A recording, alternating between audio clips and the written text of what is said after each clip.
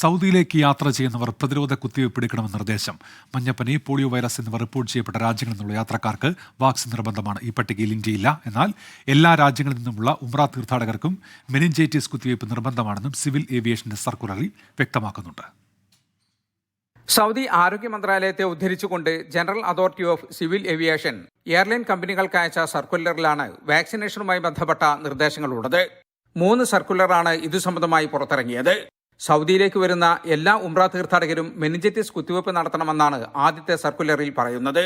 ഏത് തരം വിസയിലാണെങ്കിലും ഉംറ തീർത്ഥാടനം ഉദ്ദേശിച്ച് വരുന്നവർക്കെല്ലാം ഇത് നിർബന്ധമാണ്.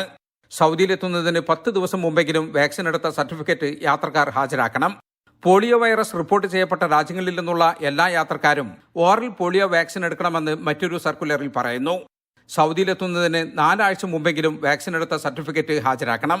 അഫ്ഗാനിസ്ഥാനും പാകിസ്ഥാനും ആഫ്രിക്കൻ രാജ്യങ്ങളും ഉൾപ്പെടെ 23 രാജ്യങ്ങളുള്ള പട്ടികയിൽ ഇന്ത്യയില്ല.